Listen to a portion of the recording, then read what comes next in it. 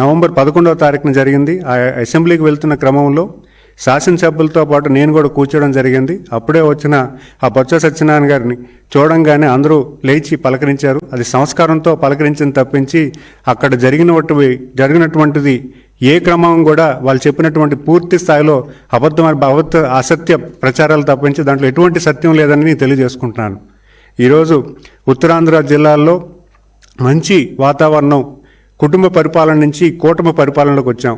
మీరు చూసుకుంటే గడిచిన 20 సంవత్సరాల్లో కుటుంబ పరిపాలనని పెద్ద ఎత్తున వాళ్ళు ప్రోత్సహించి విజయనగరం జిల్లాలో పెద్ద ఎత్తున వాళ్ళ తాలూకా కుటుంబ సభ్యులే ఒక్కొక్క కాన్స్టెన్సీ తీసుకొని వాళ్ళు నిలబడడం కానీ, లేకపోతే వాళ్ళ తాలూకా మనిషి నిలబట్టి పూర్తి స్థాయిలో భూదందాలు అవ్వచ్చు, లేకపోతే ఇసుక దందాలు అవ్వచ్చు, లేకపోతే లిక్కర్ దందాలు అవ్వచ్చు, పూర్తి స్థాయిలో వాళ్ళు కుటుంబ పరిపాలన చేసిన తరుణంలో ఈరోజు విజయనగరం జిల్లాలో ప్రజానికం అందరూ కూడా ఏకమై ఈరోజు మొత్తం వాళ్ళెవరిని కూడా గెలిపించకుండా కూటమి ప్రభుత్వం నిలబెట్టిన క్యాండిడేట్స్ని ఈరోజు ఏకతాటిగా గెలిపించిన ఈ క్రమంలో మీరు ఆలోచన చేస్తే వాళ్ళ తాలూకా పరిపాలన, వాళ్ళ తాలూకా లీడర్షిప్ని పూర్తిగా నిర్వీర్యం చేసే క్రమం మొదలైందని చెప్పుకోవాలి.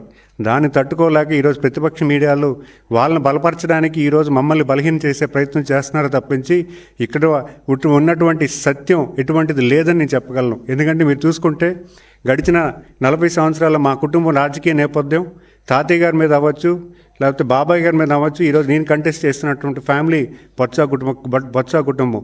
ఆ కుటుంబం మీద మేము పోరాడి గెలిచి ఈరోజు పార్టీని ఈ రకంగా పార్టీని పూర్తి స్థాయిలో కసరత్తు చేస్తూ పార్టీ తాలూకు కేడర్తో మమేకమై పనిచేస్తున్న తరుణంలో ఈరోజు వాళ్ళు వచ్చి మేమేదో ఆయన కాలు పట్టుకున్నామని, ఆయన తాలూకు ఇదని చెప్పడం ఎటువంటి అసత్య ప్రచారాలు తప్పించి ఇది పూర్తిగా నిజం లేదని నేను చెప్పగలను.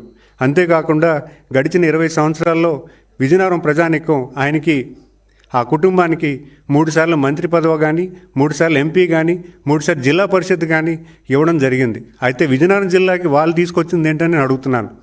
విజయనగరం జిల్లాలో ఎటువంటి అభివృద్ధి తీసుకొచ్చారు?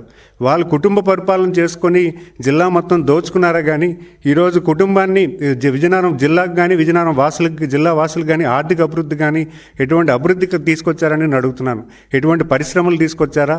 లేకపోతే ఈరోజు మీరు చూసుకుంటే ఈరోజు కూడా విజయనగరం జిల్లాలో చాలామంది వలసలు వెళ్ళిపోయి పనిచేస్తున్నారు.